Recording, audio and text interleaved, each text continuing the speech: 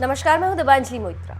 बिहार चुनाव के लिए प्रचार का समय अब खत्म हो गया, इसीलिए जाते जाते नीतीश कुमार बिहार के लोगों से भावुक अपील कर गए कि ये उनका आखिरी चुनाव है और अंत भला तो सब भला। और जान लीजिए, आज चुनाव का आखिरी दिन है, अब परसों चुनाव है और ये मेरा अंतिम चुनाव है। अंत भला तो सब भला। अब आप बताइए, वोट दीजिएगा ना इनको? हाथ उठा के बताइए। बहुत बहुत धन्यवाद। हम इनको जीत का माला समर्पित कर दें, जीत का माला समर्पित करें।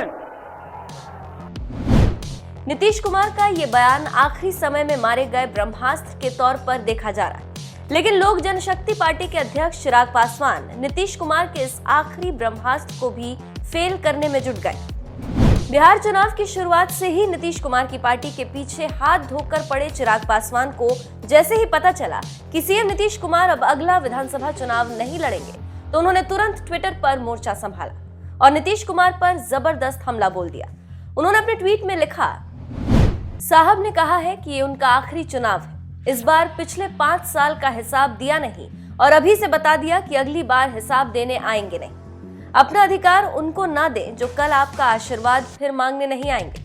अगले चुनाव में न साहब रहेंगे न जेडीयू, फिर हिसाब किससे लेंगे हम लोग।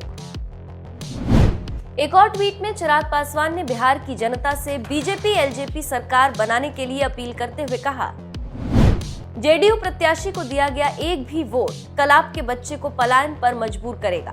बिहार को और बर्बाद नहीं होने देना। असंभव नीतीश, बिहार फर्स्ट, बिहारी फर्स्ट, लोजपा भाजपा सरकार के लिए सभी लोजपा और भाजपा के प्रत्याशी को अपना आशीर्वाद दें। चिराग पासवान ने पूरे बिहार चुनाव में अपना अभियान जेडीयू के खिलाफ लेकिन बीजेपी के समर्थन में चलाया। गुरुवार को भी जब तीसरे चरण के लिए चुनाव प्रचार का आखिरी दिन था, तो उन्होंने नीतीश कुमार पर ही हमला बोला और बीजेपी के लिए वोट मांगा। चिराग पासवान ने इधर नीतीश कुमार पर निशाना साधा तो उधर अपने नेता पर वार से बौखलाए जेडीयू नेता नीरज कुमार ने भी जबरदस्त पलटवार किया। उन्होंने ट्वीट कर कहा, एनडीए की आंधी में जब लालटेन की लौ बुझ गई, फिर चिराग की क्या बिसात, इसे तो बुझना ही था।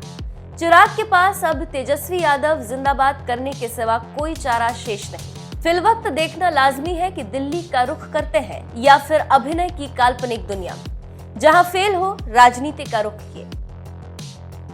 जेडीयू और एलजेपी के बीच ट्विटर पर जंग देखकर आप समझ सकते हैं कि चुनाव प्रचार का समय भले ही खत्म हो गया, लेकिन सोशल मीडिया पर भी दोनों दलों के नेताओं के बीच जमकर जुबानी तीर चल रहे हैं। बहरहाल आपको बता दें, बिहार विधानसभा के 2 चरण का चुनाव खत्म होने के बाद अब सबकी नजरें तीसरे पर लगी।